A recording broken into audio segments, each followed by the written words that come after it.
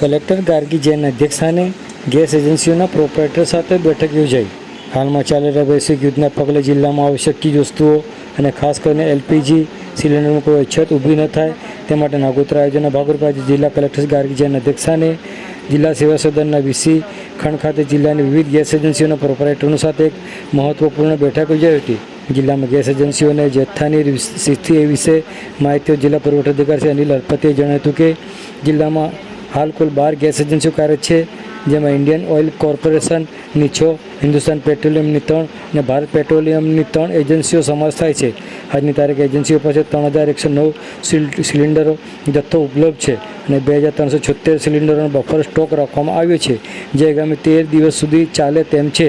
તમામ પ્રોપરાઇટરશ્રીઓએ ખાતરી આપી હતી કે કંપનીઓ તરફથી ડોમેસ્ટિક ગેસનો પુરવઠો રાબેતા મુજબ મળી રહ્યો છે। હાલમાં ઓનલાઈન ટ્રાફિકને કારણે ઓટીપી જનરેટ થવાનો વિલંબ થઈ રહ્યો છે, જેને કારણે ડિલિવરીના સમયમાં વધારો થાય છે।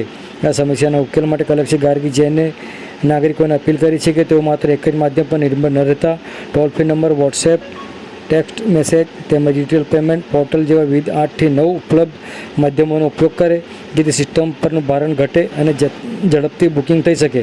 ગેસ બુકિંગ માટેની સમયમર્યાદા સિલિંગ બોટલ માટે 25 દિવસ અને ડબલ બોટલ માટે 30 દિવસની છે। જો કે એચપીસીએલ કંપની દ્વારા કરવામાં આવેલ નવા સુધારા મુજબ હવે સિંગલ બોટલ માટે સમયમર્યાદા વધારીને 45 દિવસ કરવામાં આવી છે। આ બેઠકમાં કલેક્ટરે તમામ મામલતદારશ્રીઓને પોતપોતાના તાલુકાની એજન્સીઓ સાથે સંકલન સાધીને મિટિંગ કરવા અને ગેસના કાળા બજાર ન થાય તે સુનિશ્ચિત કરવા સૂચના આપી હતી।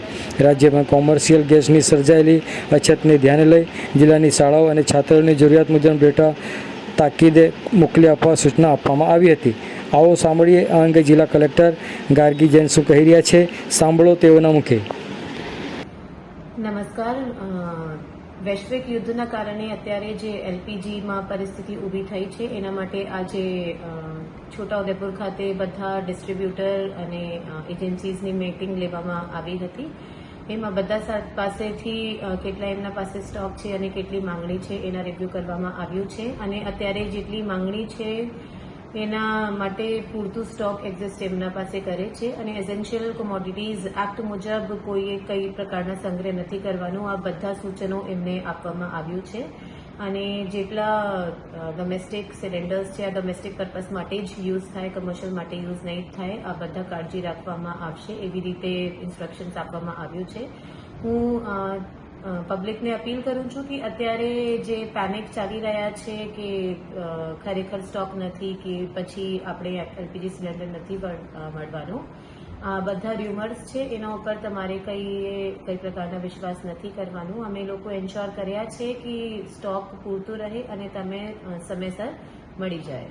તો જે અત્યારે ર્યુમર્સ ચાલી રહ્યા છે આ તમારે જોવાનું નથી, સાંભળવાનું નથી અને શાંતિથી તમે જે સરકારે ફેસિલિટી ઊભી કરી છે એના યુઝ કરીને ફેસિલિટીના લાભ લઈ શકશો।